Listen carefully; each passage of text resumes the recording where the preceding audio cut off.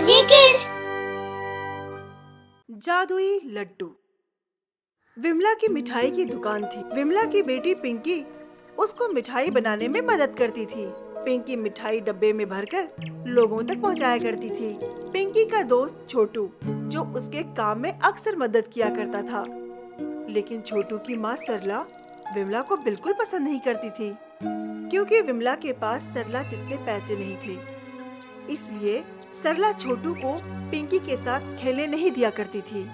छोटू, मैंने तुझे मना किया था ना पिंकी के साथ खेलने के लिए। लेकिन माँ, पिंकी मेरी सबसे अच्छी दोस्त है। स्कूल में मुझे सब चिढ़ाते हैं तो पिंकी सारे बच्चों के साथ मेरे लिए लड़ाई करती है।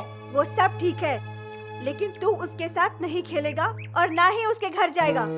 विमला आंटी मुझे फ्री में लड्डू भी खाने को देती है माँ। सरला हमेशा छोटू को पिंकी के घर जाने से मना किया करती थी, लेकिन छोटू चुपके से सरला की नजर से बच के पिंकी के घर चला जाया करता था। यार छोटू, तुझे आने में इतनी देर क्यों हो गई?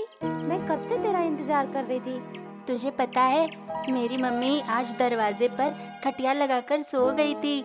मैं खिड़की से निकल कर आया हूँ। चल, मैं तुझे लड्डू खिलाती हूँ। माँ ने आज तेरे लिए खास घी वाले लड्डू बनाए हैं। अरे वाह, वो तो मेरी फेवरेट है।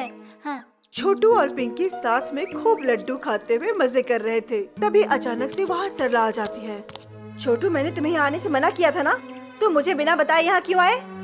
अरे बहन जी, आइए आइए, दोनों बच्चों की आपस में बहुत जमती है। रहने दीजिए, मैं खूब समझती हूँ आपकी बात को। मेरे बेटे को लड्डू का लालच देकर यहाँ बुलाती हैं। आपको मालूम भी है हमारी हैसियत पे कितना फर्क है। नहीं बहन जी, ऐसी कोई बात नहीं है। छोटू को लड्डू बहुत पसंद है, इसलिए मैं उसके लिए खास लड्डू बनाती हूँ। बैठिए ना, आप भी लड्डू खा के जाइएगा। छोटू वहाँ रुकने की जिद करने लगता है।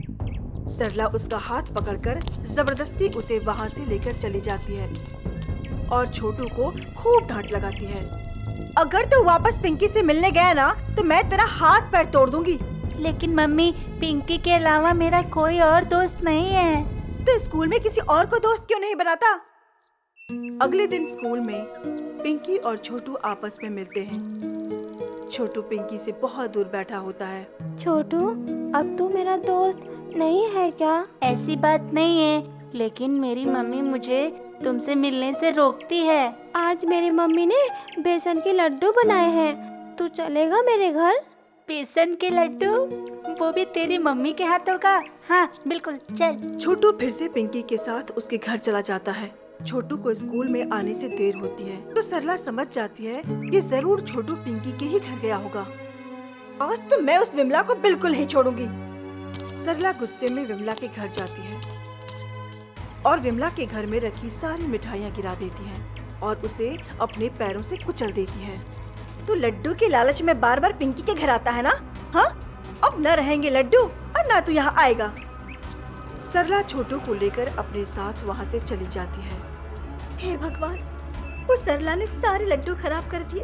अब मैं इतनी जल्दी इतना सारा ऑर्डर कैसे बना पाऊंगी? माँ, आप चिंता मत कीजिए, मैं आपकी मदद करूंगी। हम चाहकर भी इतनी जल्दी इतना बड़ा ऑर्डर नहीं बना सकते, सब बर्बाद हो गया। पिंकी को अपनी मम्मी को उदास देखकर बहुत बुरा लगता है। वो गिरे हुए लड्डू को उठाने लगती है।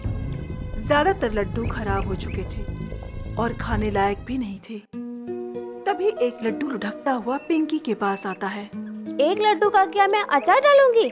तू भी ना कचरे के डिब्बे में ही जाएगा।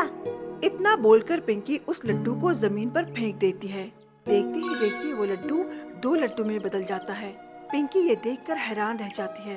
ओह, ये तो जादुई लड्डू है। मैंने इसे जमीन में पटका और ये 2 लड्डुओं में बदल गया। पिंकी बार बार उस लड्डू को जमीन पर पटकती है और देखते ही देखते ढेर सारे लड्डू बन जाते हैं। पिंकी ये बात जाकर अपनी माँ को बताती है। क्या बात कर रही हो पिंकी? जादुई लड्डू? हाँ माँ, मैं सच कह रही हूँ। मैंने जब इस लड्डू को जमीन पर पटका तो ये 2 लड्डू में बदल गया और देखते ही देखते मैंने इतने सारे लड्डू कुछ मिनटों में ही बनाकर तैयार कर दिया। ये तो सच में जादुई लड्डू ही है। विमला कुछ ही देर में अपना ऑर्डर जादुई लड्डू की मदद से पूरा कर लेती है और धीरे धीरे उस जादुई लड्डू की मदद से अपना बड़ा कारोबार बना लेती है। छोटू इतने सारे लड्डू को देखकर कितना खुश हो जाता ना माँ। हाँ, छोटू को लड्डू बहुत पसंद थे, लेकिन उसकी माँ सरला अपने पैसों के घमंड की वजह से छोटू को हमारे घर पर नहीं आने देती थी। लेकिन माँ, जादुई लड्डू की मदद से हम भी अमीर बन जाएंगे। फिर तो छोटू की माँ उसे मेरे साथ खेलने देगी ना माँ। तभी वहाँ पे छोटू आ जाता है। आज मैं तुझे लड्डू का ऑर्डर देने आया हूँ पिंकी। मेरे घर पर कुछ मेहमान आने वाले हैं, इसलिए माँ ने लड्डुओं का ऑर्डर देने को कहा है। ठीक है, मैं लड्डू लेकर तेरे घर पर आ जाऊंगी। पिंकी जादुई लड्डू की मदद से लड्डू बनाकर तैयार कर लेती है। पिंकी लड्डू लेकर छोटू के घर जाती है। वहाँ कई सारे मेहमान आए हुए होते हैं। सरला लड्डू निकालकर सभी को देती है। लड्डू खाते ही सभी मेहमान का पेट खराब हो जाता है। अरे कैसे लड्डू हैं? इसे खाते तो मेरा पेट ही खराब हो गया। मेरा भी पेट खराब हो गया। तुमने जानबूझकर ये खराब लड्डू लाया है ना, ताकि मेरे मेहमान के सामने मेरी नाक कट जाए? ऐसा कुछ नहीं है, मैं ऐसा क्यों करूँगी? पिंकी वहाँ पर रोने लगती है। तभी वहाँ छोटू आता है। ये झूठ है। पिंकी के यहाँ लड्डू लाने से पहले मैंने 2 लड्डू खा लिए थे, लेकिन मैं तो बिल्कुल ठीक हूँ। तो फिर मेहमानों के पेट कैसे खराब हो गया? मेरी मम्मी तुम्हारे लड्डू की बदनामी करने के लिए लड्डू में जमाल घोटा मिला दी थी। सारे मेहमान गुस्सा हो जाते हैं और वहाँ से चले जाते हैं। तुम्हारे जलन की वजह से आज हमारा पेट खराब हो बिल्कुल सही कह रहे गया। हैं आज के आप। बाद हम कभी नहीं आएंगे। चलो हाँ भैया। बिल्कुल, चलिए। सरला अपने किए पर बहुत शर्मिंदा होती है। मुझे माफ कर दो बेटा, मैं तुम्हारी दुकान के लड्डू की बदनामी के लिए लड्डू में जमाल गोटा मिला दिया था।